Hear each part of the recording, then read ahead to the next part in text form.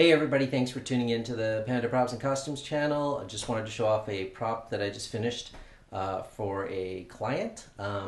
It is a 1930s style camera. So, a friend of mine who does sort of stage and theater and TV and film productions, they needed a prop camera, 1930s, 1940s style, for these sort of like live performances. So it didn't need to function fully, but there needed to be a couple of gag features. So what I did essentially was build a box, a wood box, plywood box, vacuum form kind of the film canister holders here, just some greeblies and things, a little drive belt from an old one from a 3D printer, reused a scope from a blaster, and just a couple of other sort of greeblies and things stuck on.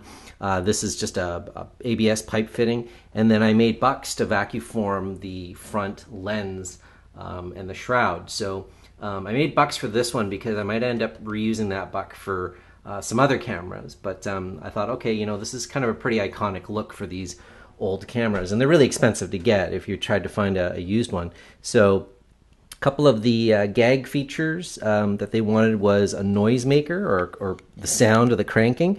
So what I did was I tried to find the noisemaker, the kind that you spin around on a stick.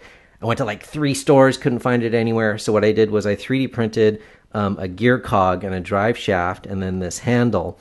And so when you turn it,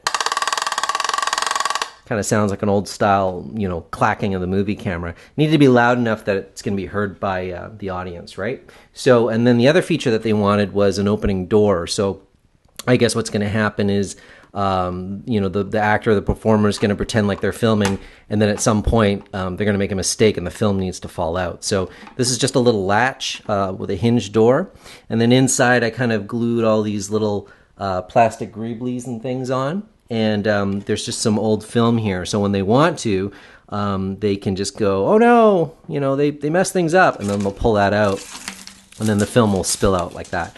If they need to redo it again, they just wind it up around this thing that I put in there. It's an old film canister, actually, that just spins around. And inside I stuck all these just sort of plastic bits that I found to make it look like, from a distance, you know, it looks like the inside of a camera.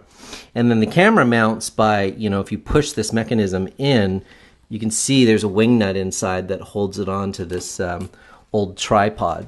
So it turned out pretty good. I'm pretty happy with it. Did a little bit of weathering on it just to make it look dusty. I didn't really want to make it look beat up per se, but sort of, you know, kind of like something you pulled out of an attic or something like that, right? So I'm pretty happy with it, the way it turned out, and I hope the customer likes it too. So thanks very much for tuning in. See you next time.